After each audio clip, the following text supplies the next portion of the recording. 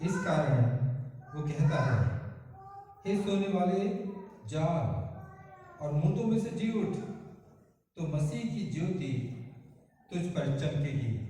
आइए हम इबादत के शुरू में गीत गाएंगे। 104 हिंदी गीत की पुस्तक में से।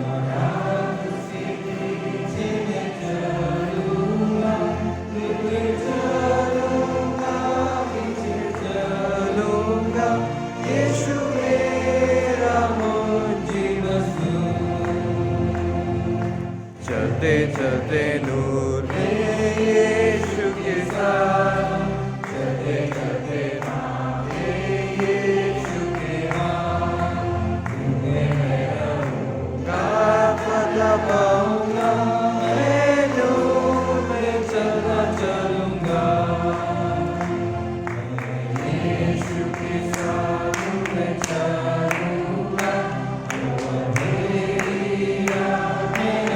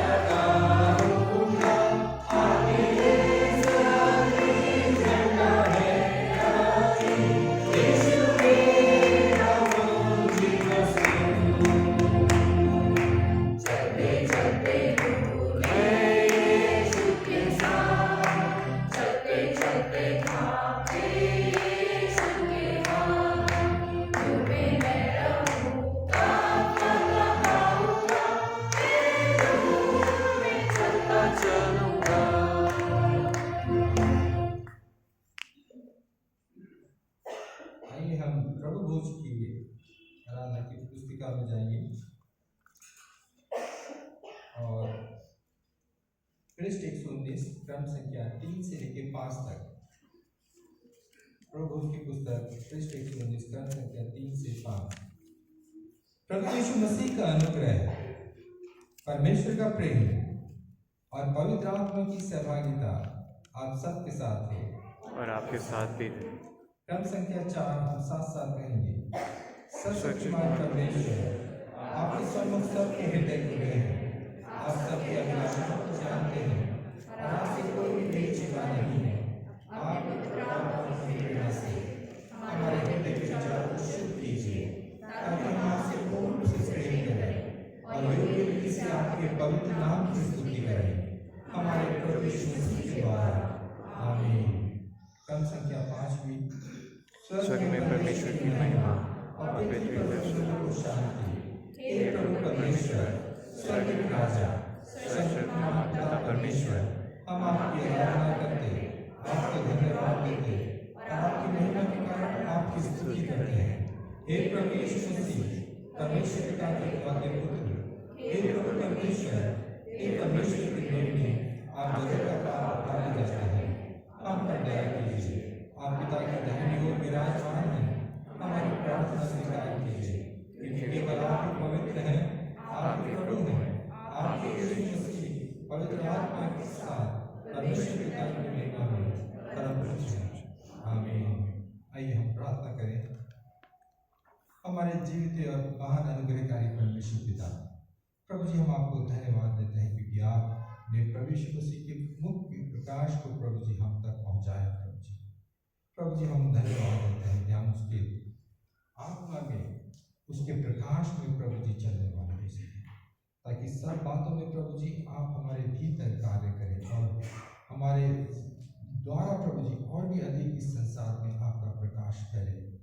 प्रभु जी आपका कार्य हो, आप निरंतर कार्य करते जाएं। प्रभु जी सारी आदत में हम आपको देते हैं, अपने आप को भी दीनता से आपकी आज्ञाकारिता के लिए समर्पण करते हैं। प्रभु जी सारी आदत महिमा आपको देते हुए विनती प्रार्थना उद्धार करता है प्रभु यीशु मसीह के नाम से मांगते हैं। आमीन। मेहरबानी से बैठ जाए।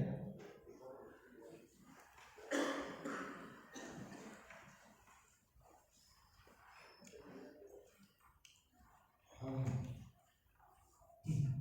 पवित्र शास्त्र में से पहला पाठ पढ़ेंगे, पुराने नियम में से निर्गमन 13 अध्याय।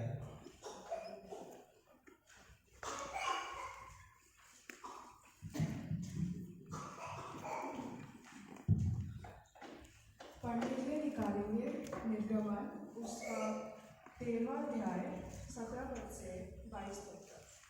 Exodus chapter 13 verses 17 to 22। जब फ़िरौन ने लोगों को जाने की आज्ञा दी, तब यद्यपि पलिश्तियों के देश में होकर जो मार्ग जाता है वह छोटा था, तभी परमेश्वर ये सोचकर उनको उसके मार्ग से नहीं ले गया कि कहीं ऐसा ना हो कि जब ये लोग लड़ाई देखें तब पछताकर मिस्र को लौट जाए। इसीलिए परमेश्वर उनको चक्कर खिलाकर लाल समुद्र के जंगल से मार्ग से ले चला और इजराइली पत्ती बांधे हुए मिस्र से निकल गए। और मूसा यूसुफ की हड्डियों को साथ ले गया, क्योंकि यूसुफ ने इजराइलियों से यह कह के परमेश्वर निश्चित तुम्हारी सुधि लेगा, उनको इस विषय से दृढ़ शपथ खिलाई कि वे उसकी हड्डियों को अपने साथ यहाँ से ले जाएगा। फिर उन्होंने सुकोत से सोच करके जंगल को छोड़कर एताम पर डेरा किया, और यहोवा उन्हें दिन को मार्ग दिखाने के लिए दिन के खंभे में और रात को उजियाला देने के लिए आग के खंभे से होकर उनको आगे लेके गया, जिससे वे रात और दिन दोनों में चल सके। उसने ना तो बादल के खंभे को दिन में और ना आग के खंभे को रात में लोगों से आगे से हटाया। ये परमेश्वर का वचन है। धन्यवाद हो। पवित्र शास्त्र में से हम दूसरा पाठ पढ़ेंगे, नए नियम से इफिसियों की पत्री में से।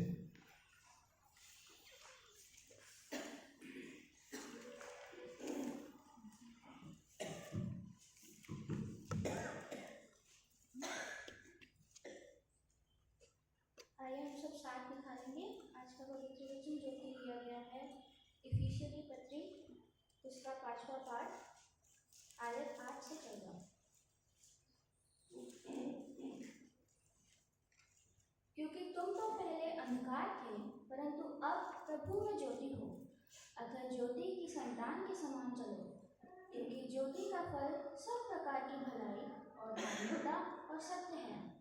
और ये परखो कि प्रभु को क्या भाता है। अंधकार के निष्फल कामों में सहभागी न हो, वरन उन पर उलाहना दो, क्योंकि उनके गुप्त कामों की चर्चा भी लज्जा की बात है। पर जितने कामों पर उलाहना दिया जाता है, वह सब ज्योति से प्रकट होते हैं, क्योंकि जो सब कुछ को प्रकट करता है वह ज्योति है। इस कारण वह कहता है, हे सोने वाले, जाग और मुर्दों में से जी उठ, जो मसीह की ज्योति तुझ पर चमकेगी। प्रभु के वचन पर आशीष। धन्यवाद हो। अब समय होगा कि हम सब मिलकर परमेश्वर की हम सिताइश में गीत गाएंगे और यूथ इसमें हमारी अगुवाई करेंगे।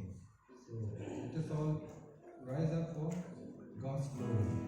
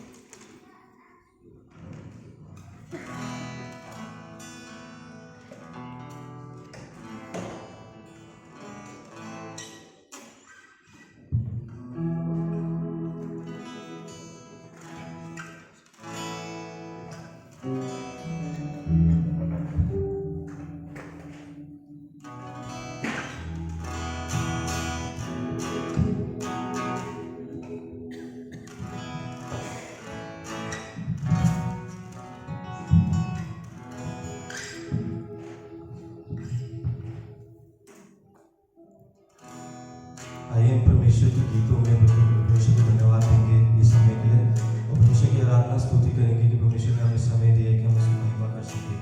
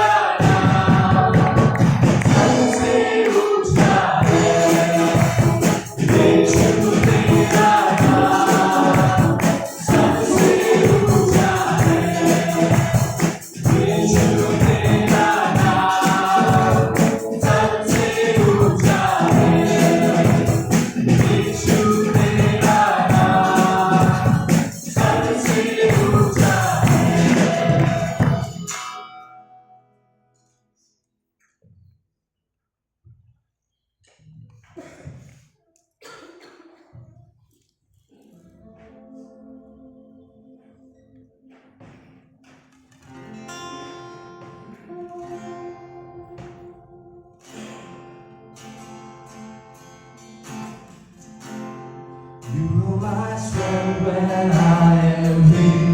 You are the treasure that I see. You are my all in all. Seeking you as a precious gem, nothing give up, I'll be a fool. You are my all in all.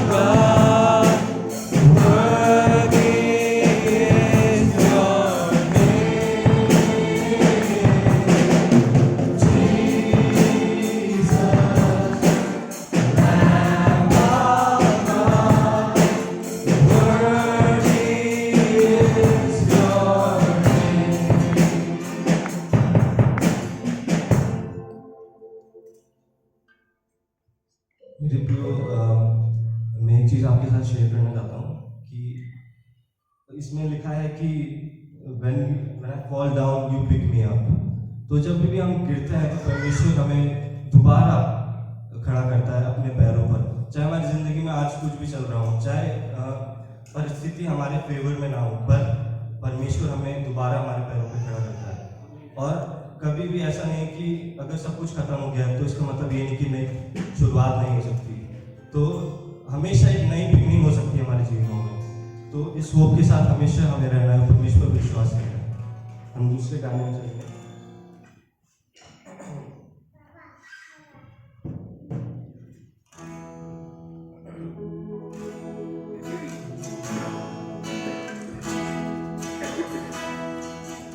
सृष्टि के मालिक तुम्हीं हो, सृष्टि के रक्षक तुम्हीं हो।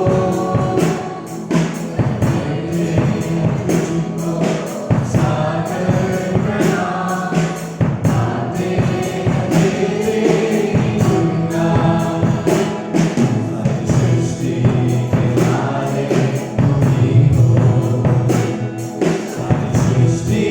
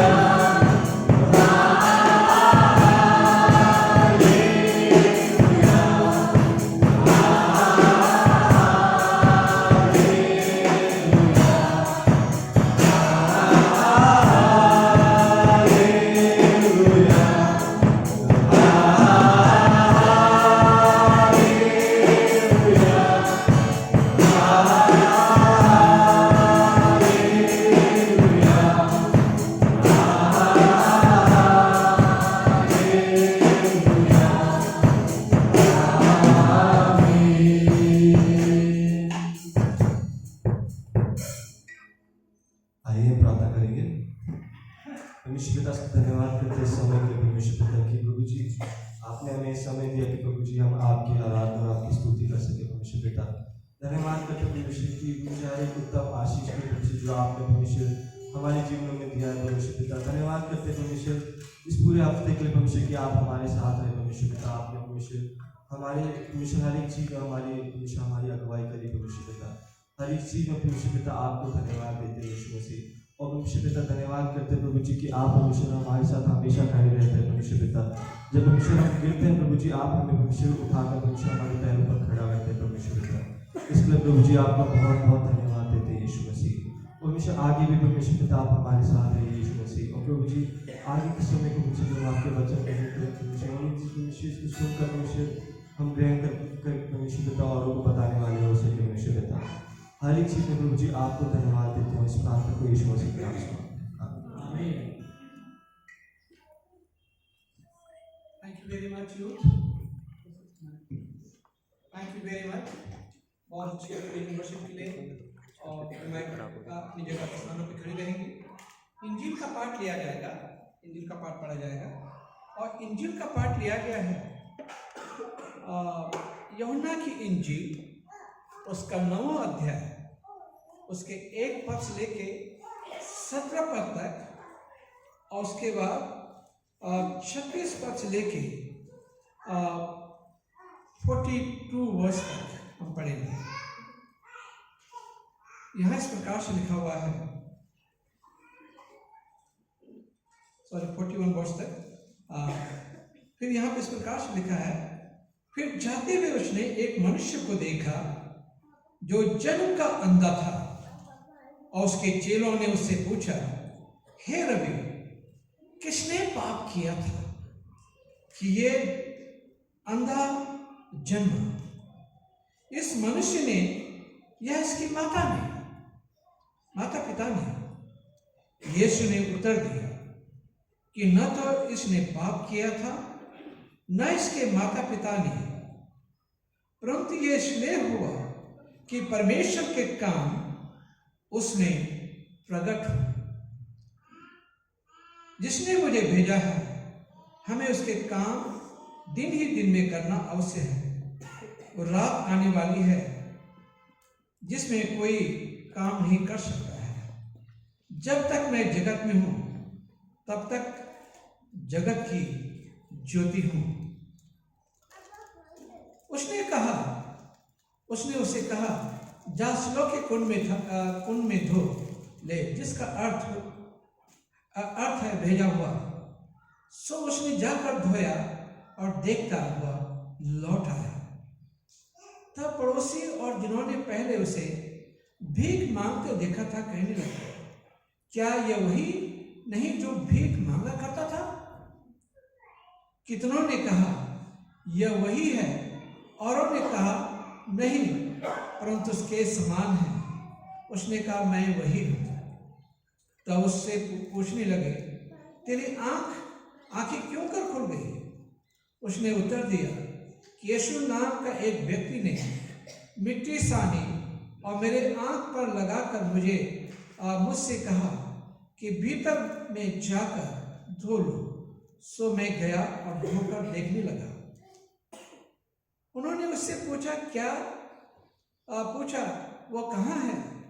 उसने कहा, मैं नहीं जानता। लोग उसे जो पहले अंधा था फरीसियों के पास ले गया। जिस दिन यीशु ने मिट्टी सान कर उसकी आंखें खोली थी वो सबत का दिन था।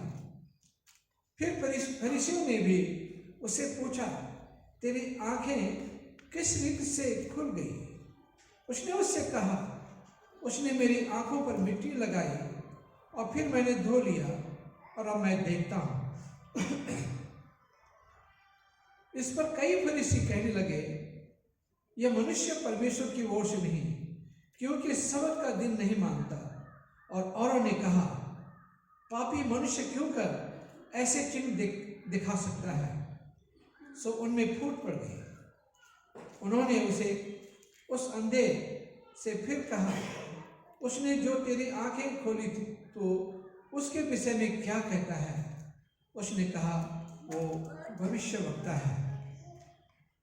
और 35 पद से लेके पुस्तक। यीशु ने सुना कि उन्होंने उसे बाहर निकाल दिया, और जब उसे भेंट हुई तो कहा, क्या तो परमेश्वर के पुत्र पर विश्वास करता है? उसने उत्तर दिया कि हाँ प्रभु, वह कौन है कि मैं उस पर विश्वास करूं? यीशु ने उसे कहा, तूने उसे देखा भी, और जो तेरे साथ बातें कर रहा है वही हूँ। उसने कहा, हे प्रभु, मैं विश्वास करता हूँ, और जो दंडवत किया है। तब यीशु ने कहा, मैं इस जगत में न्याय के लिए आया हूँ, ताकि जो नहीं देखते वे देखें, और जो देखते हैं वे अंधे हो जाएं। जो फरीसी उसके साथ थे, उन्होंने ये बातें सुनकर उससे कहा, क्या हम भी अंधे हैं? यीशु ने उनसे कहा, यदि तुम अंधे होते तो पापी ना ठहरते, परंतु अब कहते हो कि तुम देखते हो, इसलिए तुम्हारा पाप बना रहता है। ये प्रभु यीशु का सुसमाचार है। प्रभु यीशु तेरी महिमा हो। जमात मेहरबानी से अपना स्थान ग्रहण कर लें, प्रार्थना करें। अनुग्रहकारी पिता परमेश्वर, हम इस समय आपके कदमों में आते हैं और हृदय से धन्यवाद देना चाहते पिता आपके वचन के लिए। प्रभु, आप हम सब से अपने वचन के द्वारा बातचीत करें और हमारे अंदर की जो आत्मिक अंधापन है उसे दूर करें और हमारी आत्मा के आंखों को खोल दें, ताकि प्यारे प्रभु हम आपको पहचान सकें, समझ सकें। इस दुआ को मैं पिता, पुत्र और पवित्र आत्मा के नाम से मांगता हूँ, आमीन। आप सबको जय मसीह की।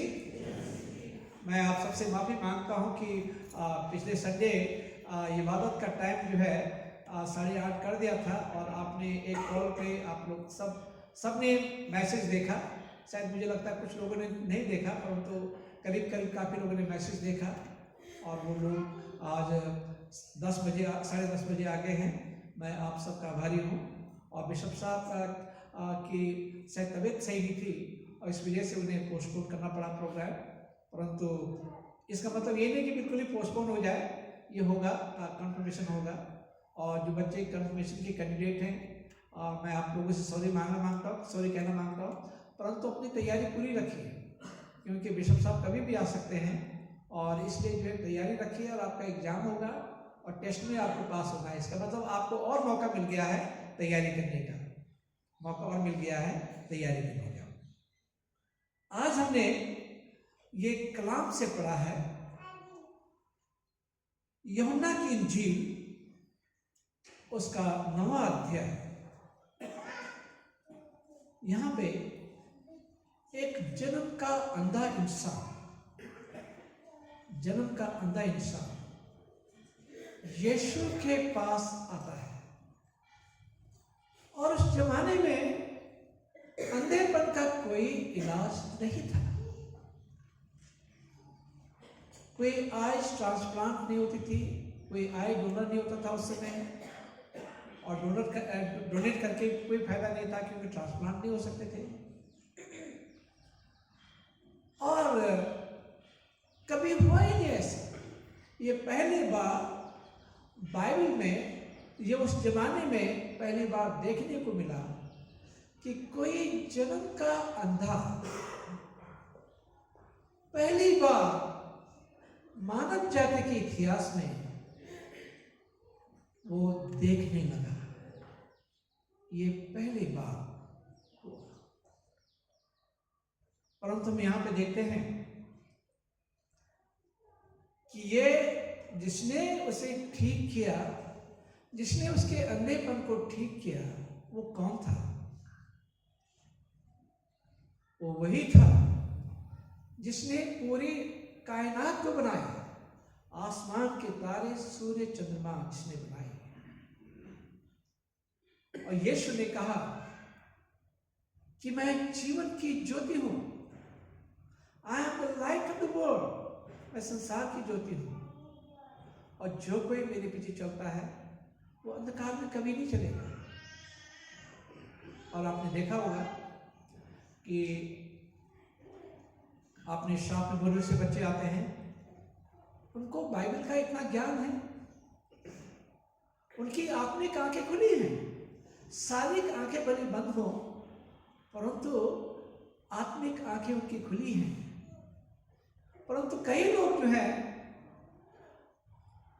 देख तो पाते हैं, परंतु आत्मिक तौर से अंधे हैं।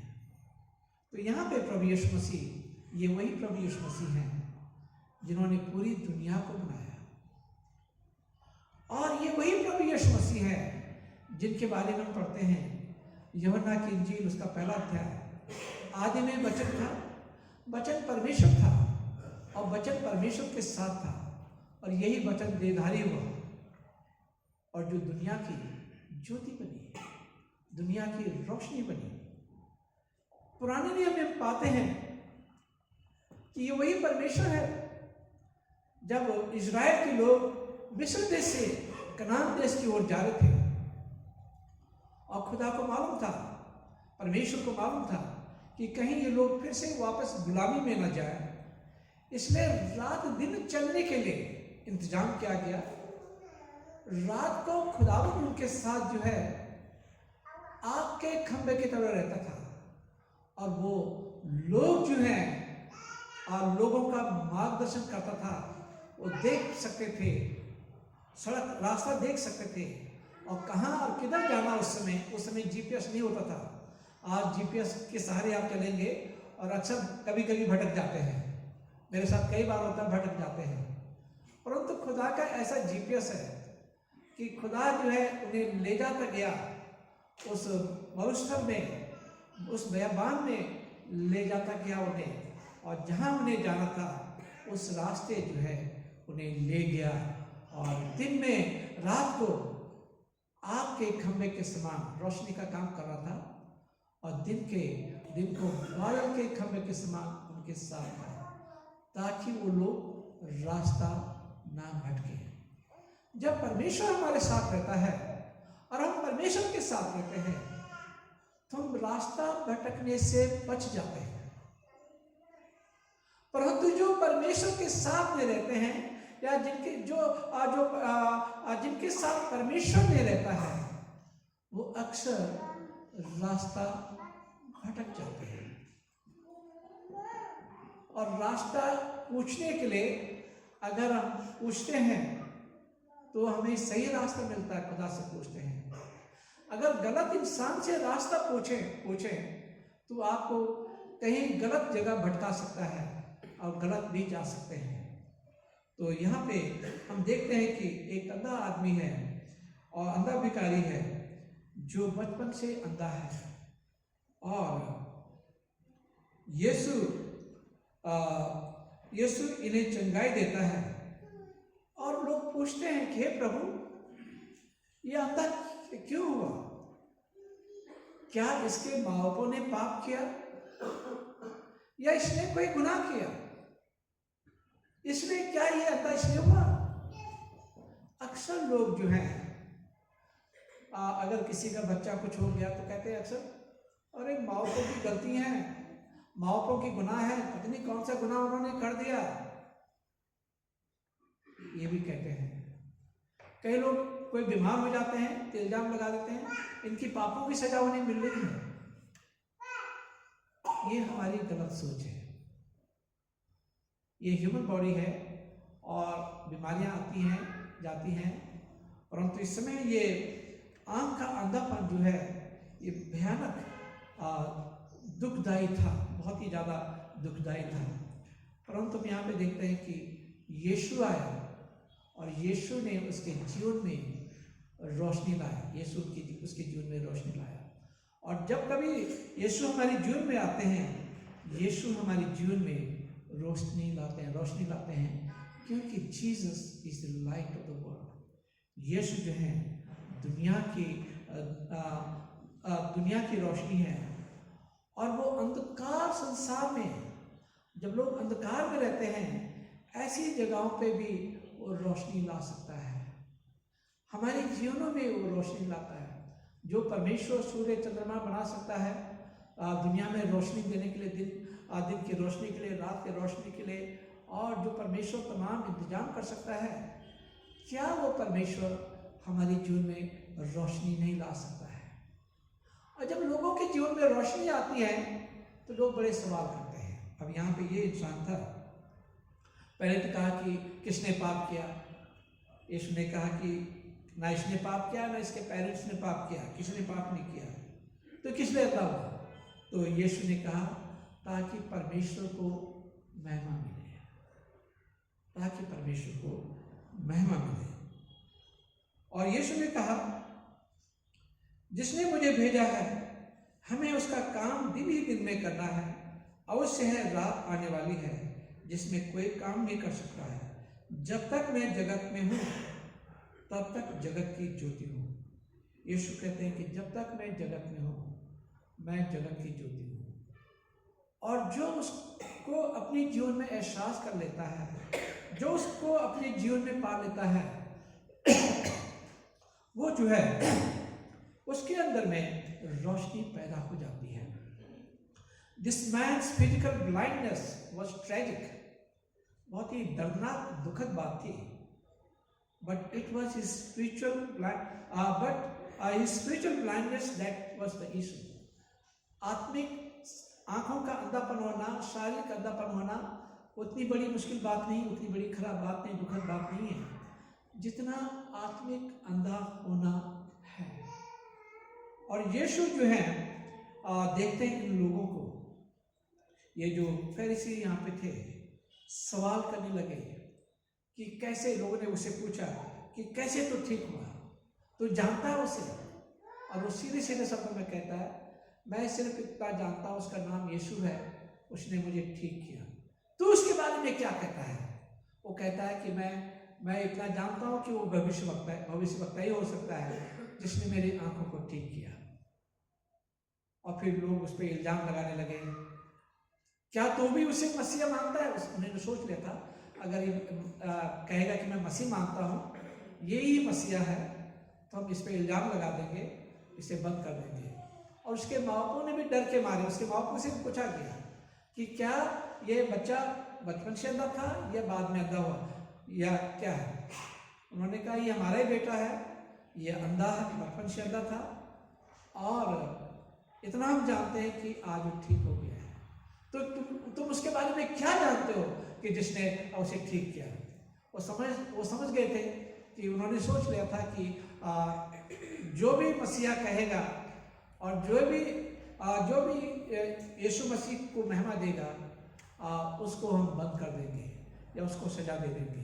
तो माँ बापों ने कह दिया कि वो he is a grown up man, बड़ा है, बच्चा है, बड़ा है, उसी से पूछ लीजिए कि वो कैसे ठीक हुआ। तो लोगों को समस्या होती है जब बुरे काम करते हैं तो कोई बुरा नहीं कहता उनसे, ज़्यादा कहेंगे बुरा। परंतु जिस दिन कोई यीशु में विश्वास कर लेते हैं और एक अच्छा इंसान बन जाता है, वो इंसान बहुत बुरा हो जाता है, वो इंसान बहुत बुरा हो जाता है। जब लोग यीशु के पीछे चलने लगते हैं तो लोग उसे बुरा समझने लगते हैं, उसको सताने लगते हैं, उसकी बुराई करने लगते हैं, उसको सताव देने लगते हैं। और यही आज भी हो रहा है। जब इंसान की ज़िंदगी खराब रहती है और लोगों के साथ इंजस्टिस करता है, बुरा करता है, बुरा व्यवहार करता है, घूस खाता है ना, लोगों की बेकदरी करता है, तब लोग ज़्यादा नहीं बोलते हैं।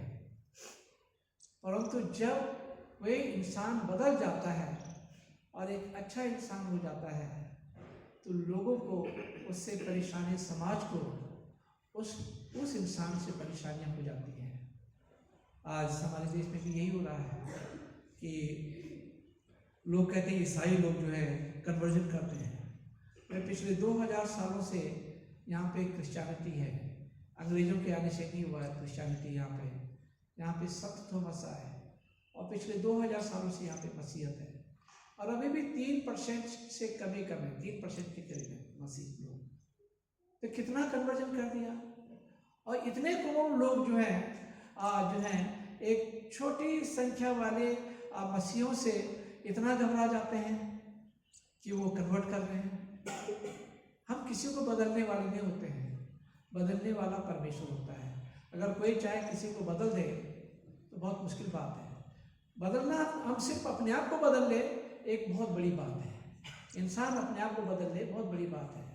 दूसरों को बदलना तो इतना आसान काम नहीं है, परंतु जो बदलता है और जिसको भी बदलता है वो यीशु बदलता है।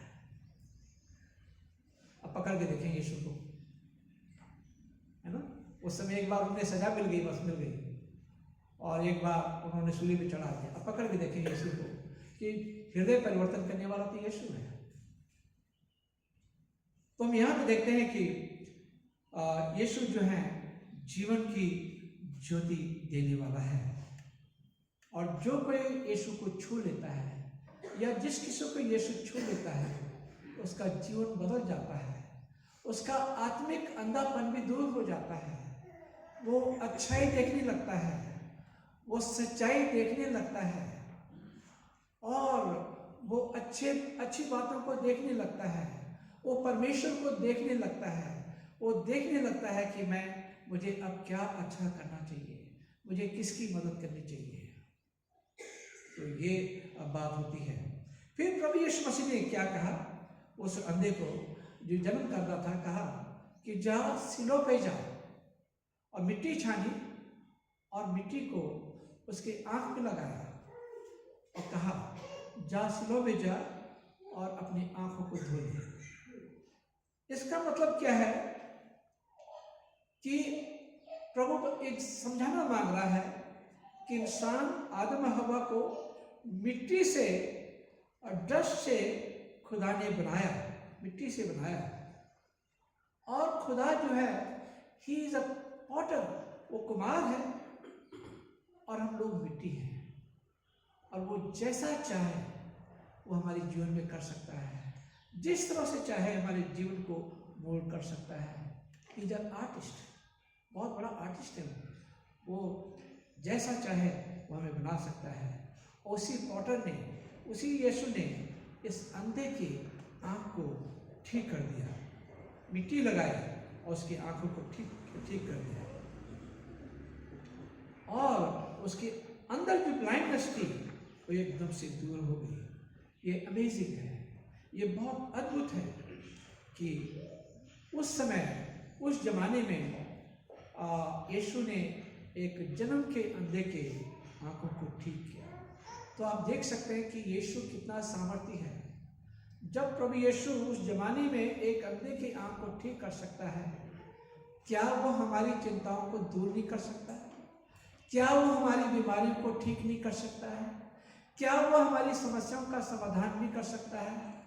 क्या वो हमें सुरक्षा नहीं दे सकता है? आज हम लोग डरते हैं कि कोई आ जाएगा, क्या होगा। मसीह को क्या डरने की जरूरत है? कोई मारेगा तो एक ही बार हमें मारेगा, बार बार थोड़ी मार सकता है। और जिस दिन आई होगी उस दिन हमें कोई बचा भी नहीं पाएगा। जिस दिन आई होगी, चाहे हम 7 कोठरी में बंद रहें तो भी मौत आ जाएगी, और जिस दिन जब नहीं आई होगी तो चाहे हम कुछ भी हो जाए हमारे सामने, परमेश्वर हमारी हिफाजत करेगा। तो इसलिए ये मत डरिए कि हम चर्च में इसलिए नहीं आते हैं कि डर है कि आजकल जो है कहीं बर्थडे पार्टी भी हो रही है तो उसमें लग रहा है कि कन्वर्जन हो रहा है ना। कोई पार्टी कर रहे हैं, कोई कुछ कर रहे हैं, कोई प्रोग्राम कर रहे हैं, उसमें भी लोग कन्वर्जन का नाम ले लेते हैं। तो डरने की जरूरत नहीं है, हिम्मत से कहने की जरूरत है। हम मसीह हैं और हम अपनी प्रार्थना कर सकते हैं। ये प्रार्थना का हमारा अधिकार है, किसी भी धर्म पे चलने का हमारा अधिकार है, इसलिए हमें डरने की कोई जरूरत नहीं है। तो यीशु जो है चमत्कारी है, वो आपकी हिफाजत करेगा, हमारी हिफाजत करेगा, हमें हर खतरे से, हर परेशानी से बचाएगा। उसने फिरौन की सेना को क्या किया? फिरौन की सेना जब इजरायलियों के पीछे आई उन्हें मारने के लिए, जब वो वहां से मिस्र देश से भाग रहे थे, जा रहे थे वो मूसा के साथ में, फिरौन की सेना भागती हुई आई और एकदम से पानी वापस आ गया, समुद्र में आ गया और फिरौन की सेना पानी में बह गई। ऐसा भी हो सकता है। जो मेमने के लहू के द्वारा शुद्ध और साफ किए गए हैं। एक्सोडस में क्या हुआ? जब आखिरी फसह था, फसह का त्यौहार मनाया जाता है, तो जिसके घर में वो लगा था, मेमने का लहू लगा था वो घर बच गया। तो आप कहीं पे भी हो आप सुरक्षित हैं, किस इलाके में हैं आप सुरक्षित हैं। परंतु आप यदि सुरक्षित नहीं है, यीशु पे विश्वास नहीं किया, मेमने के लहू से शुद्ध और साफ नहीं किया, तो खतरा हमेशा मंडराता रहेगा, शैतान का खतरा हमेशा मंडराता रहेगा। तो यहाँ पे यीशु कहना मांग रहे हैं कि इंसान मिट्टी है, मिट्टी में से उत्पन्न हुआ और ये मिट्टी में मिल जाएगा। और मिट्टी से जो है यीशु जो है उसकी आंखों को ठीक कर देते हैं। तो यीशु जो है कैसे भी कुछ भी कर सकता है। यीशु का मौजूदा जो है 7 पद से 9 पद में यहाँ पे है। 7 पद से 9 पद में क्या था? उसने कहा जो सिलोह के कुंड में धो ले, तो जिसका अर्थ है भेजा हुआ, सो उसने जाकर धोया और देखता हुआ लौटा आया। वो देखते हुए लौट आया। तो हम यहाँ पे देखते हैं कि ये जब यीशु कुछ कहते हैं तो we come with rejoicing heart. जब हम यीशु की बात मानते हैं, यीशु कुछ कहते हैं करने के लिए, तो हम आनंद से भर के फिर वापस आते हैं। तो कहने की बात है, मिस्टर जेड ने इस वेडनेसडे को बड़ा अच्छा सरमन दिया था। और सरमन ये था कि परमेश्वर की आवाज़ को सुनना। तो जो कोई परमेश्वर की आवाज़ सुनता है वो सुरक्षित रहता है और उसके जीवन में खुशी और आनंद आ जाती है। तो इसने जो है परमेश्वर की आवाज़ सुनी, ये गया और सिलोह के कुंड में गया और उसने अपनी आंख धोई और वो देखने लगा। उसने क्या किया? यीशु का कहना माना और वो जो चाहता था, देखना चाहता था, उसने यीशु का कहना माना और वो देखने लगा। तो जब परमेश्वर कुछ हमें कहते हैं, सुबह प्रभु कहते हैं कि बाइबल पढ़ो, नहीं पढ़ते हैं, प्रार्थना करो, नहीं करते हैं, इबादत के लिए आना है, कई बहाने होते हैं इबादत में ना आने के, कभी कोई गेस्ट आ जाते हैं, कभी कोई आ जाता है, और ये कभी कोई ऐसे प्रोग्राम फिक्स कर देते हैं जो संडे को ही होते हैं। तो परमेश्वर की आवाज़ सुनना जो है बहुत ज़रूरी है। कितना ने कहा ये वही है, औरों ने कहा नहीं, परंतु उसके समान उसने कहा मैं वही हूँ। जिसके जीवन में चमत्कार हुआ, लोग कह रहे थे कि कोई और है, ये कोई कह रहा है ये वही है या कोई और है, परंतु जिसके साथ चमत्कार हुआ उसने कहा मैं वही हूँ। जिसका जीवन परिवर्तन हो जाता है वो कहता है कि मैं वही हूँ, मैं कुछ नहीं बना हूँ, ना मेरा नाम चेंज हुआ, ना मेरा सरनेम चेंज हुआ है, मैं वही हूँ। मैं वही व्यक्ति हूँ जिसके जीवन में यीशु ने चमत्कार किया, जिसको यीशु ने बदला, जिसको यीशु ने नया जीवन दिया, बॉर्न अगेन किया, और जिसने मेरे जीवन को बदल दिया, मेरी बुराइयों को ख़त्म कर दिया। मैं वही इंसान हूँ। तो यहाँ पे ये चमत्कार होता है इसके जीवन में, और यदि हमारे जीवन में चमत्कार होता है, हम भी गवाही दे सकते हैं कि हम वही हैं जिसके जीवन में यीशु ने चमत्कार किया, जिसके जीवन को यीशु ने बदला। कोई किसी का जीवन नहीं बदल सकता है, परंतु यीशु सबके जीवन को बदल सकता है। फिर हम यहाँ पे देखते हैं 10 पद से 12 पद में यहाँ पे लिखा हुआ है, तब उसने उनसे पूछने लगा, तेरी आंखें खोलकर खुल गई है? उसने उत्तर दिया कि यीशु नाम एक व्यक्ति ने मिट्टी सानी और मेरी आंखों पर लगाकर मुझसे कहा कि सिलोह में जाकर धो ले। मैं गया और धोकर देखने लगा। उन्होंने उससे पूछा वो कहाँ है? उसने कहा मैं नहीं जानता। उसने कहा मैं नहीं जानता कहाँ है, परंतु यीशु नाम का व्यक्ति है जिसने मुझे चंगाई दी है, जिसने मुझे ठीक किया है। वो कोई नहीं है जो मेरे जीवन को बदल सकता है, वो कोई नहीं जो मुझे चंगाई दे सकता है, परंतु मुझे चंगाई देने वाला यीशु है और कोई नहीं है। ये इस बात को समझ लेना चाहिए कि और कोई नहीं हो सकता है जो चंगाई देता है, वो सिर्फ यीशु है। और हम यहाँ पे देखते हैं कि जो प्रभु का मीठा नाम है वही हमें चंगाई देता है और रोशनी देता है। उसका अमेजिंग ग्रेस है जो हमें ये रोशनी देता है। फिर हम यहाँ पे देखते हैं कि फरीसी लोग जो हैं, फरीसी लोग जो थे, धर्म के ठेकेदार, वो बहुत गुस्सा हो गए। लोगों को वो यीशु की सेवकाई को डिस्ट्रॉय करना मांगते थे, सेवकाई को डिस्ट्रॉय करना मांगते थे। मुझे याद है पंडित नेहरू जो थे, बहुत ही होशियार किस्म के इंसान थे। उसने कहा कि मसीहों को मत छुओ, क्योंकि ये ततैया है और जितना आप इनको छुएंगे उतनी ज़्यादा फैल जाएंगे। और ये कारण था कि मसीह लोग अभी भी 3% ही हैं। और ये इतिहास बताता है, पुराने वहाँ पे भी मसीह लोगों को बहुत सताया गया, हमेशा ही सताया गया। और जब जब सताव आया है तो कलीसियाएं बढ़ी हैं, लोगों ने प्रभु पे विश्वास किया है, और पूरी की पूरी कंट्रीज जो है उन्होंने यीशु पे ईमान लिया है। पूरे के पूरे गांव, पूरे के पूरे शहर जो है, लोगों ने प्रभु पे विश्वास कर लिया। तो ये लोगों की गलत सोच है कि हम अगर मसीहों को सताएंगे तो मसीह लोग कम हो जाएंगे, बल्कि मसीह लोग जो हैं बहुत बढ़ जाएंगे। तो इसलिए हमें प्रार्थना करने की जरूरत है। हम कोई किसी को परिवर्तन नहीं करते, किसी का धर्म परिवर्तन नहीं करते हैं। परिवर्तन करने वाला तो यीशु है और कोई नहीं कर सकता है। तो यहाँ पे हम देखते हैं कि जैसे इजरायली लोगों का मार्गदर्शन यीशु ने किया, अंधकार को दूर करने के लिए वो रात को आग के खंभे के समान रहा, तो वही यीशु हमारे हृदय के अंधकार को दूर कर सकता है, हमारे आत्मा के अंधेपन को वो दूर कर सकता है, आत्मिक अंधेपन को वो दूर कर सकता है। तो वो यीशु चाहते हैं कि हमारी आत्मिक आंखें खुल जाए और हम सच्चाई को देखने लगे, और जिनकी आंखें खुल जाती हैं उनका जीवन जो है बदल जाता है। इफिसियों में लिखा हुआ है कि For you were once darkness, but now you are light in the Lord. Live as children of light. पहले एक समय था तुम लोग अंधकार में थे, परंतु अब ज्योति की संतान हो चुके हो, और अब ज्योति की संतान बनके तुम रहो।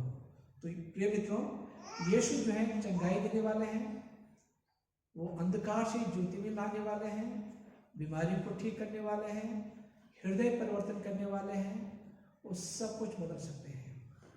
और यहाँ पे ये थे फरीसी लोग कहने लगे, यीशु कहने लगे कि मैं इसलिए आया हूँ कि अंधे देख सकें, और जो ठीक ठाक हैं वो अंधे हो गए। तो फरीसी कहने लगे क्या हम लोग भी अंधे हैं क्या? फरीसी लोग कहने लगे तब यीशु ने कहा मैं इस जगत में न्याय के लिए आया हूँ, ताकि जो नहीं देखते हैं वो देखें, और जो देखते हैं वो अंधे हो जाएं।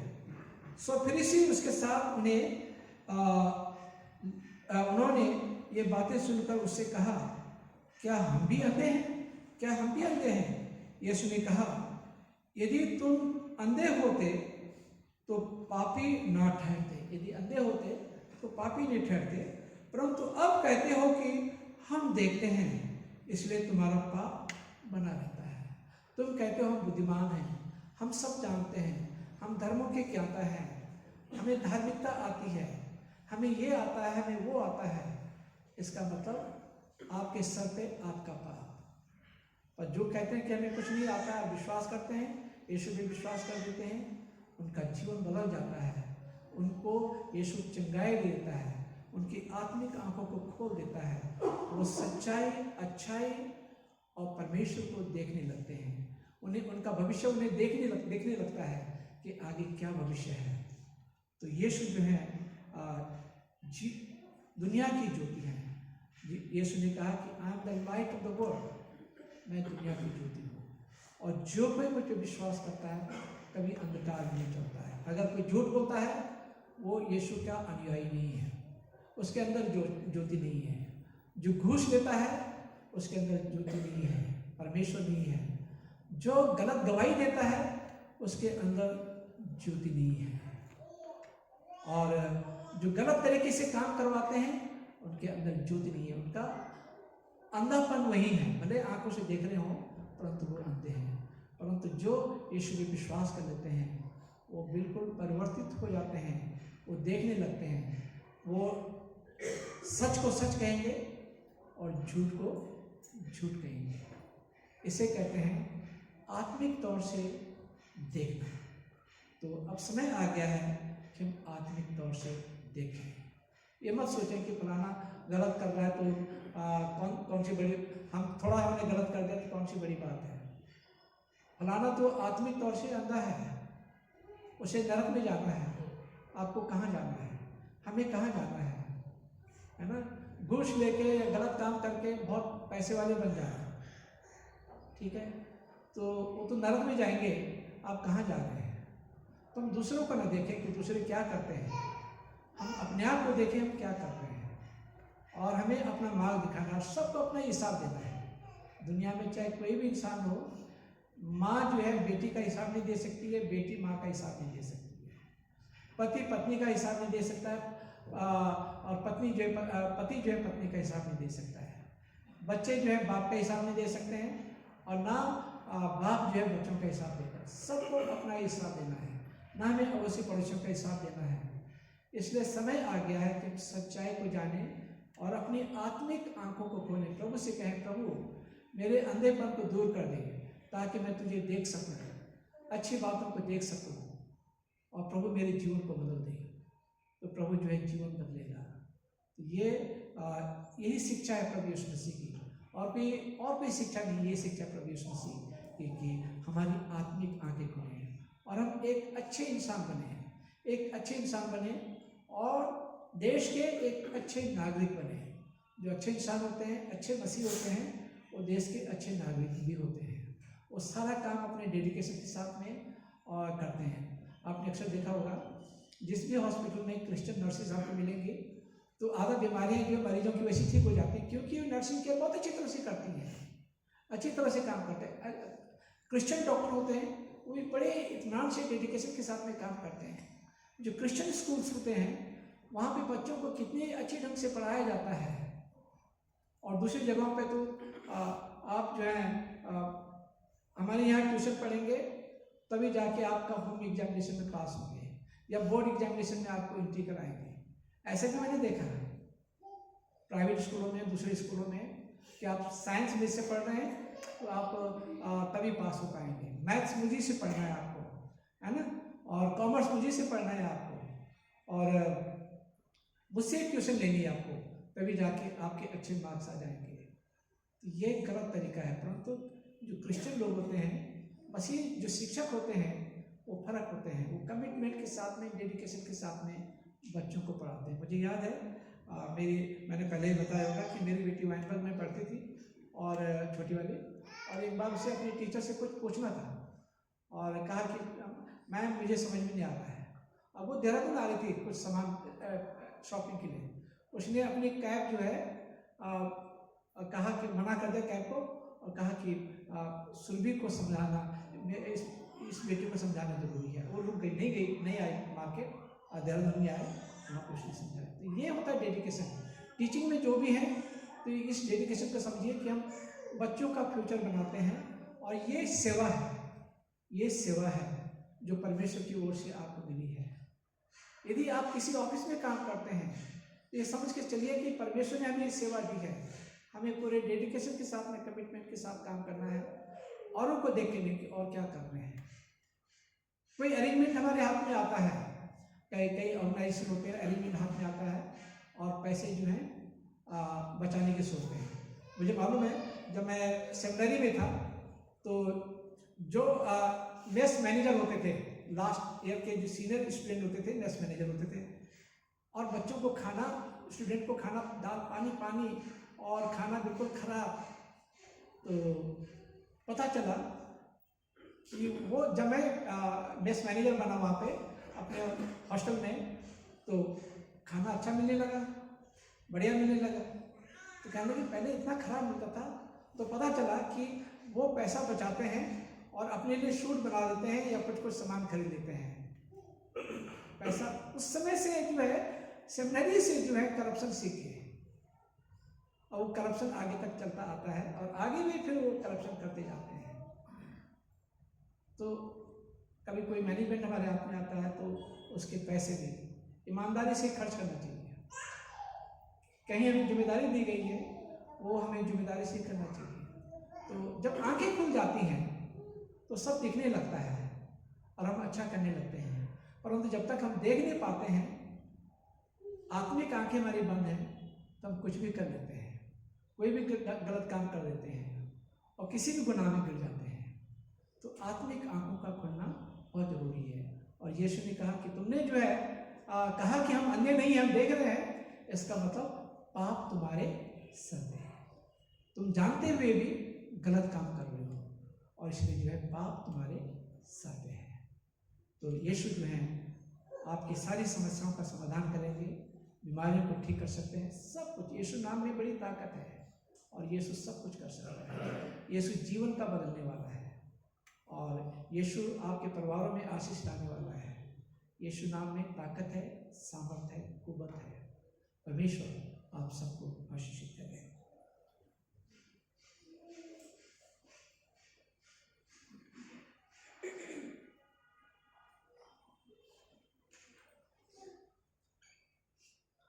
हम सब मिलके प्रेरितों का विश्वास वचन बोलेंगे।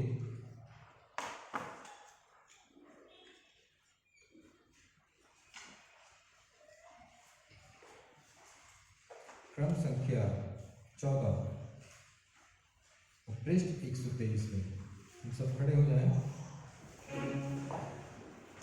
पृष्ठ 123 क्रम संख्या 14 प्रेरितों का विश्वास वचन। मैं सर्वशक्तिमान पिता स्वर्ग और पृथ्वी सृष्टि परमेश्वर पर विश्वास करता हूँ। मैं उसके इकलौते पुत्र हमारे प्रभु यीशु मसीह पर विश्वास करता हूँ।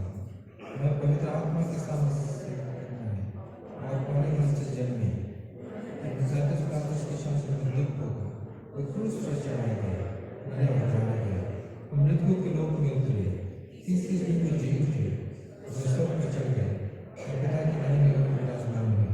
वो जीवित और मृतकों को न्याय करने के फिर आएंगे। मैं पवित्र आत्मा पर, पवित्र साधुओं की कलीसिया पर, संत की संगति, पापों की क्षमा, शाश्वत जीवन में विश्वास करता हूँ। आमीन।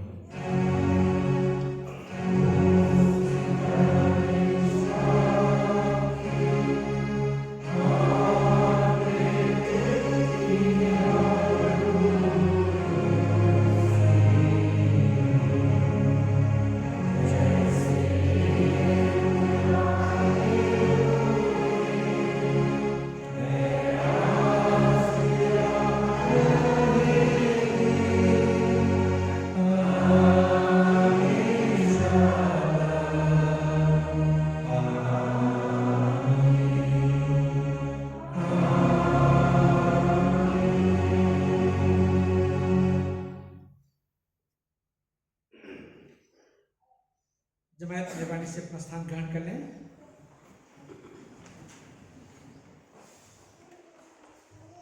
मैं फिर से आपका इस इबादत में स्वागत करता हूं। परमेश्वर आप सबको आशीषित करे और मैं WFCS का आभारी हूं कि संडे को उन्होंने बहुत अच्छी इबादत की है और परमेश्वर का धन्यवाद हो।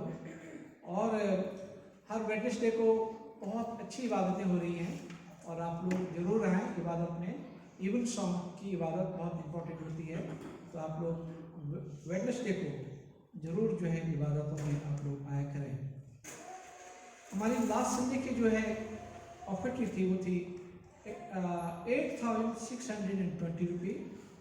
थैंक्स गिविंग जो थी 600 थी, प्लेस 14,800, चर्च मेंटेनेंस 11,150 रुपये, संडे स्कूल 530 रुपये, टाइप पेमेंट 9,500 रुपये, सेमेट्री फंड 1,420 रुपये, इवांजलिज्म 1,300 रुपये एंड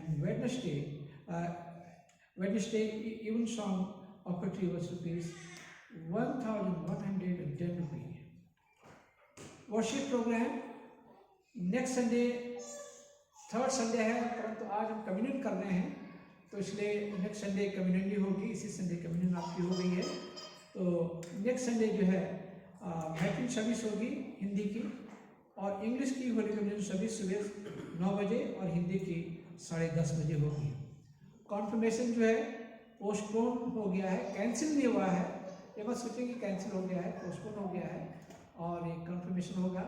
और बिशप साहब जैसे ही हमें इतला करेंगे तो हम आप बता देंगे कि कब बिशप साहब आ रहे हैं। इसका मतलब है आपको तैयारी अपनी बराबर रखनी है और ज़्यादा पढ़ना है, ताकि जो भी सवाल करें आप उसका जवाब दे सकें, या फिर आपने आंसर अच्छी तरह से लिख सकें। तो बेहतरीन ढंग से तैयारी करें, आपको मौका मिल गया है कि आप और अच्छी तरह से तैयारी कर सकें। और तकलीफ तो है कि नहीं आ पाए, आप लोगों ने अपनी तैयारी की है, तो परंतु ये बिशप साहब की तबीयत कुछ नासाज थी और इस वजह से आना नहीं हुआ। और दुआ करें कि परमेश्वर उन्हें अच्छी सेहत दे। बर्थडे एंड वेडिंग एनिवर्सरी, किसी का बर्थडे है हफ्ते के दौरान या वेडिंग एनिवर्सरी नहीं है? हम उन लोगों के लिए प्रार्थना करें जो हमारी कलीसिया में बीमार हैं। मिस्टर जेम्स बरकत मसीह के लिए हम बराबर प्रार्थना करें। कर्नल JES सिंह जो है रिटायर्ड कर्नल हैं, ये बहुत बुजुर्ग हैं और ये बीमारी की हालत में है। मैं कल ही इनको विजिट करने के लिए गया था, और ये शस्त्रधारा पे रहते हैं गोल्ड कोस्ट के पास, तो गोल्ड कोस्ट पे तो वहाँ पे उनके लिए प्रार्थना करें कि परमेश्वर उन्हें चंगाई दे। और रेवरेंड माइकल मुखर्जी एक है जो मिसिस YPR खन्ना ने प्रेयर रिक्वेस्ट दी थी, उनके भी सीरियस हेल्थ इशू हैं, उनके लिए प्रार्थना करें। मिसिस उमेद सिंह के लिए हम प्रार्थना करें, और मिस्टर नोएल बागे के लिए, मिसिस PA लाइल के लिए, और जितने हमारे बुजुर्ग हैं हमारी कलीसिया के, उनके लिए, हमारी आर्म फोर्सेस के लिए, गवर्नमेंट के लिए, उत्तराखंड गवर्नमेंट के लिए, अपने चीफ मिनिस्टर साहब के लिए, गवर्नर के लिए, और प्रार्थना करें प्राइम मिनिस्टर के लिए और प्रेसिडेंट के लिए हम प्रार्थना करें, अपने देश के अगुओं के लिए प्रार्थना करें। तो परमेश्वर जो है हमारे देश को सही मार्ग पे लेते जाए और हमारा देश तरक्की करता जाए। और हम अपने मसीह समाज के लिए प्रार्थना करें, और हमारी जो इंस्टीट्यूशंस हैं उनके लिए हम प्रार्थना करें कि इंस्टीट्यूशन हमारे अच्छे चले और डेडिकेशन के साथ में वहाँ पे काम हो। तो इंस्टीट्यूशन को भी हम खुदा के हाथ में सौंपें, अपनी कलीसियाओं को खुदा के हाथ में सौंपें, और खुदा जो है ज़रूर मिरेकल करेगा, बदलेगा, और हमारे भारत देश में जागृति आएगी। ये उम्मीद है आने वाले समय में, कि ये उम्मीद है कि भारत में जागृति आएगी, हमारे उत्तराखंड में जागृति आएगी। तो हम दुआ में जाएंगे, और मैं इस समय रिक्वेस्ट करूँगा, मैं मिस्टर ललित जट से की प्रार्थना में हमारे अगुवाई करें।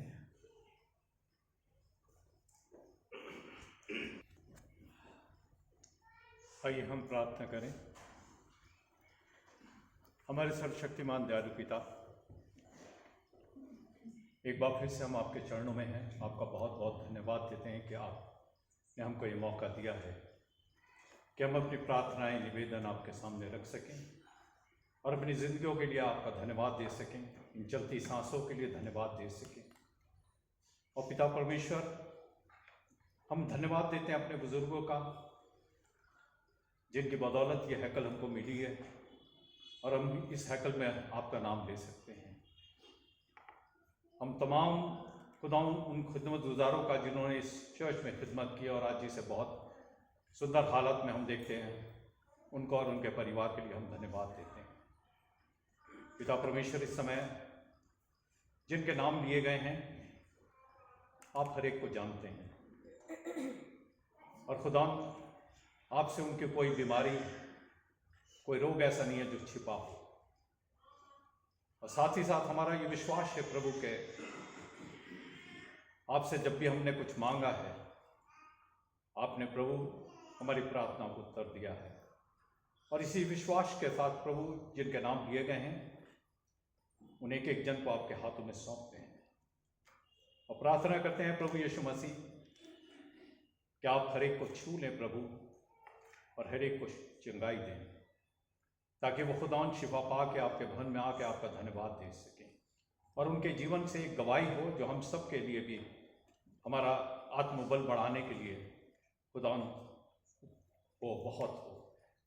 हम पिता परमेश्वर इस समय प्रार्थना करते हैं अपने पाजी साहब, उनके परिवार के लिए कि आपने उन्हें मॉरिसन चर्च में रखा है और खुदावन उनकी प्रार्थनाओं और उनकी सेवाओं के जरिए हम लोग सब आत्मिक रूप से बढ़ रहे हैं। हम आपका धन्यवाद देते हैं आपके खादिम के लिए, और साथ ही साथ हम अपने बुजुर्ग खादिम पास्टर PM सिंह के लिए भी प्रार्थना करते हैं प्रभु, जिन्होंने इस चर्च में रह के आपकी बहुत सेवा की और खुदा आपने उन्हें अच्छी सेहत दी है और एक दुख और तकलीफ और परेशानी से आपने बचा के रखा है। हमारी यही प्रार्थना है कि अपने दास पे आप अपना विशेष अनुग्रह रखें, उनको अच्छी सेहत दें, तंदुरुस्ती दें और खुदावन उनको खुदावन और उनके पूरे ख़ानदान को बहुत आशीष दें। साथ ही साथ हम प्रार्थना करते हैं प्रभु अपने चर्च के तमाम परिवारों के लिए, जबकि खुदावंद आपने ये मौका दिया लैंस के दिनों में कि हर परिवार में प्रार्थना हो, चर्च में प्रार्थना हो, क्योंकि हम ये जानते हैं कि प्रार्थना के द्वारा सब कुछ संभव है। जो चीज़ें हमको असंभव लगती हैं, लेकिन जब हम प्रार्थनाएं में उन चीज़ों को आपके सामने रखते हैं तो खुदावंद वो असंभव से दिखने वाली चीज़ें खुदावंद संभव हो जाती हैं। इसलिए खुदावंद प्रार्थना करते हैं अपने देश के लिए, अपने देश के प्राइम मिनिस्टर के लिए, अपने देश के होम मिनिस्टर के लिए, तमाम कैबिनेट मिनिस्टर्स के लिए, अपने राज्य उत्तराखंड के मुख्यमंत्री और गवर्नर के लिए हम प्रार्थना करते हैं प्रभु, जिन्हें आपने उन जगहों पे रखा है जहाँ पर वो देश का संचालन कर सकें, देश को नई दिशा दे सकें, देश में सुख और समृद्धि ला सकें, देश को खुशहाल बना सकें। हमारी प्रार्थना है प्रभु आप उन सब की अगुवाई करें ताकि यह देश सुंदर हो और खुदान यह देश आगे बढ़ सके और सबको खुदान एक निर्भय वातावरण में जीने का अधिकार मिल सके। हम पिता परमेश्वर प्रार्थना करते हैं इस समय अपने CNI बॉयज़ के लिए, CNI गर्ल्स के लिए, फरगर के लिए, सेंट जॉन्स अकेडमी के लिए और जो भी हमारे डायसिस के स्कूल्स हैं उनके लिए, सबके लिए प्रार्थना करते हैं प्रभु कि ये आपके नाम पे स्थापित किए गए हैं। हमारी प्रार्थना है कि प्रभु इन स्कूल में जो बच्चे शिक्षा ग्रहण करने आते हैं, हमारी प्रार्थना है कि वो शिक्षा के साथ साथ प्रभु आपको जाने ताकि उनका भविष्य आप में खुदा सुंदर हो सके, अच्छा हो सके, देश के एक अच्छे नागरिक बन सके। हम इस समय प्रार्थना करते हैं प्रभु अपने देश के जवानों के लिए जो बॉर्डर्स पर रह के निरंतर हमारी सुरक्षा करते हैं, खुदा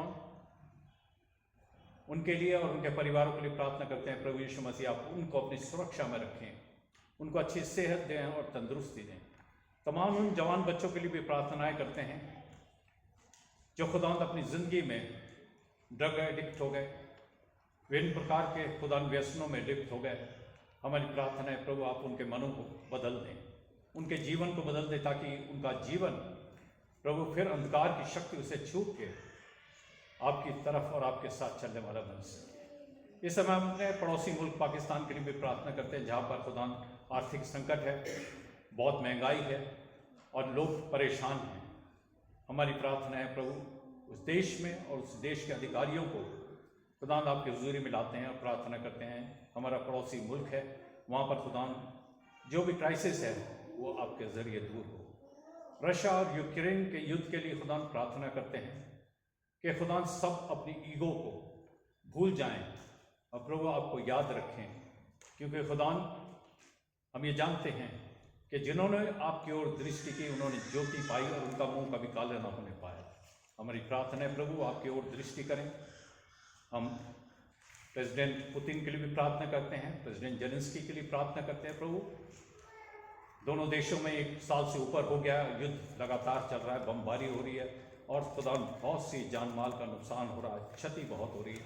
हमारी प्रार्थना है प्रभु बहुत से लोग प्रार्थनाएं कर रहे हैं, हमारी प्रार्थना है प्रभु इस प्रार्थना को आप सुन लें ताकि पूरे विश्व में खुदा अमन और शांति कायम हो सके। हम पिता परमेश्वर प्रार्थना करते हैं आगे की खुदा होली कम्युनिटी सर्विस के लिए। जब खुदा हम आपकी मेज़ पे जाते हैं हमारी ये प्रार्थना है कि आप हमारी अगुवाई करें और खुदा जब आपके बदन को हम खाते हैं और आपके लहू को पीते हैं तो हमारा जीवन खुदा एक आत्मिक रूप से बदलाव हो जाए, ताकि खुदा जब हमारी ज़िंदगी का आखिरी दिन हो तो हम आपके सामने खुदा अपनी शक्ल दिखा सके, आपसे बातचीत कर सके। इस प्रार्थना को उद्धार करते यीशु मसीह के नाम से मांगते हैं।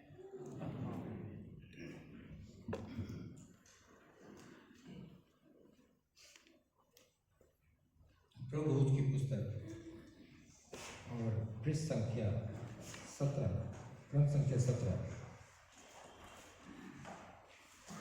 और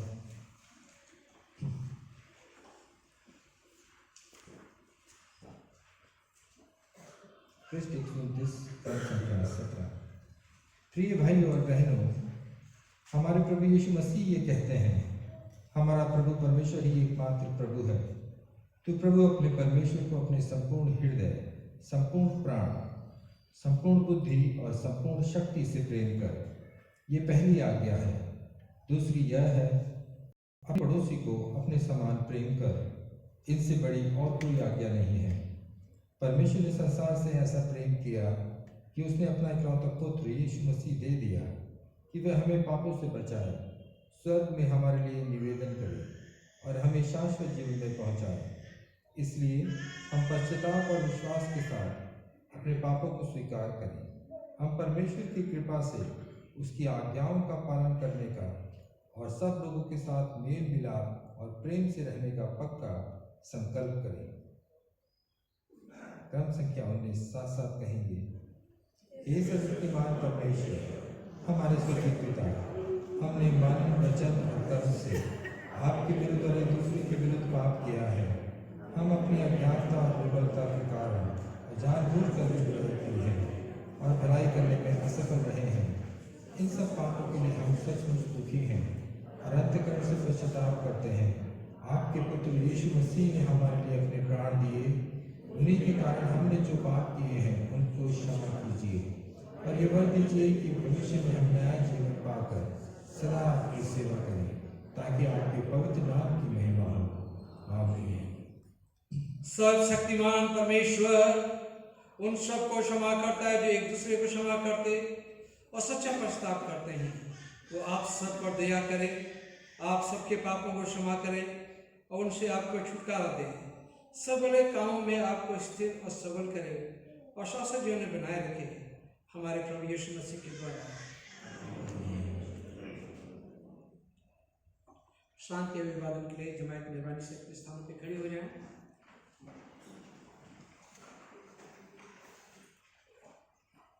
हम सब मिलकर मसीह के देह हैं। हम सब ने एक आत्मा के द्वारा एक देह में बपतिस्मा लिया है।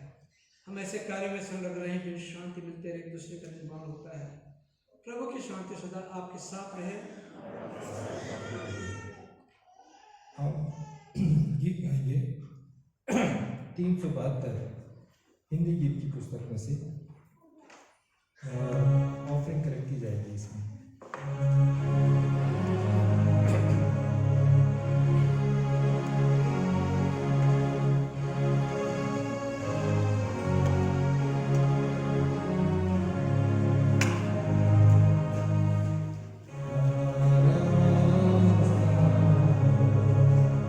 Amen.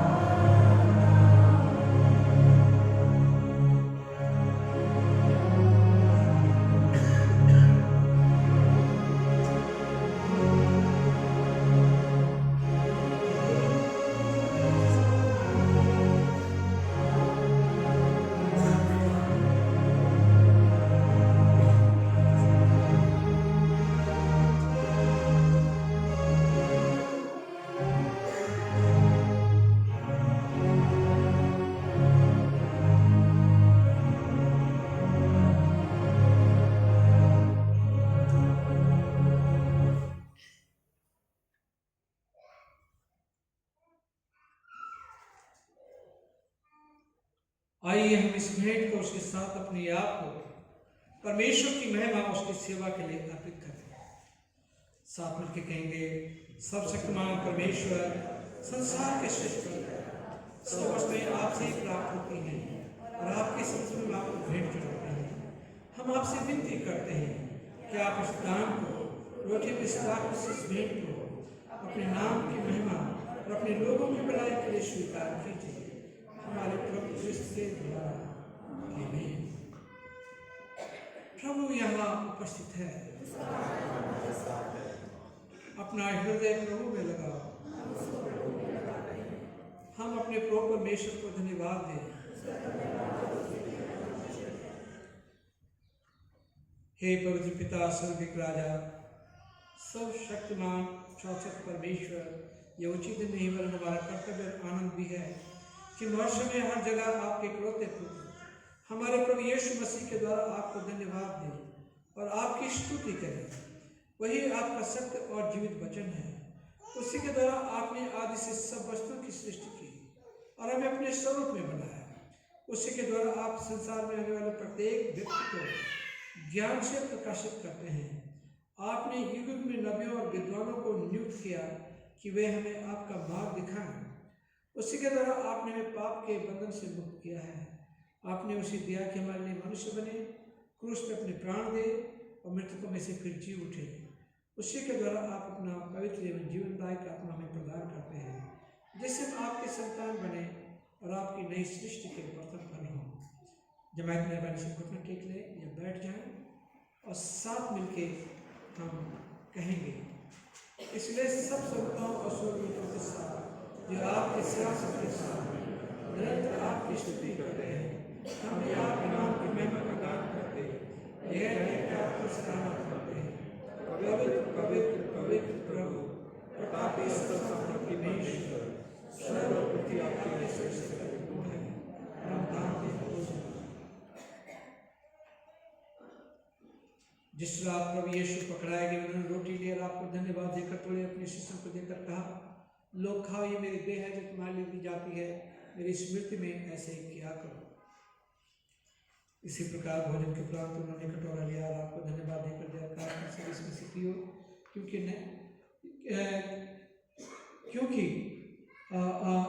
देकर कहा उनसे कहा कि तुम सब इसमें से पियो, क्योंकि ये नई वाचा का मेरा रक्त है जो तुम्हारे बहुतों के पापों की क्षमा के निमित्त बहाया जा रहा है।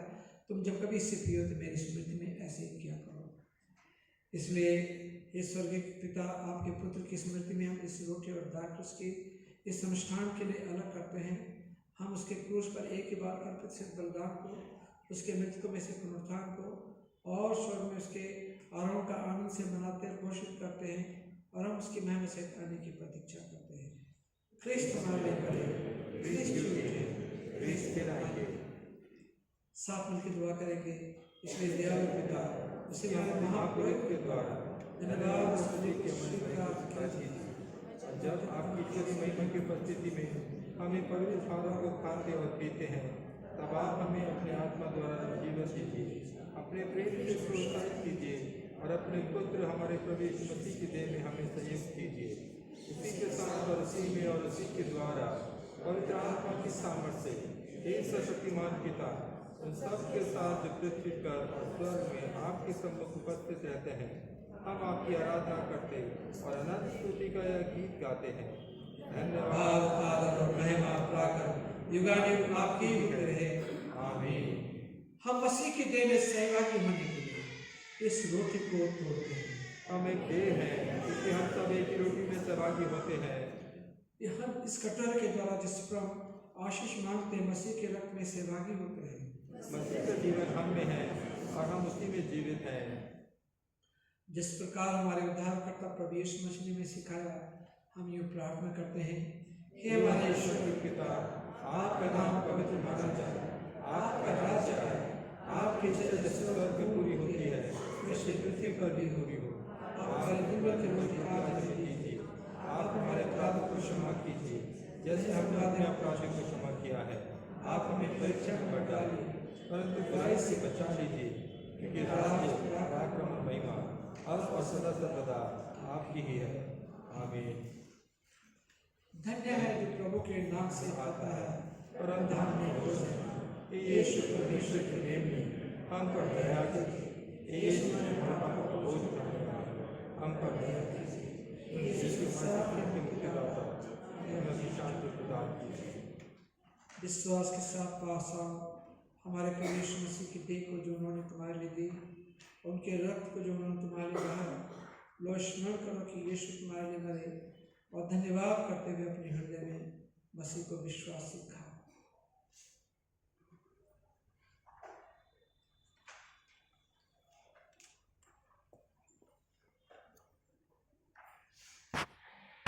कहा कि मैं संसार की ज्योति हूँ और जो कोई मेरे पीछे चलता है कभी अंधकार में नहीं चलता है।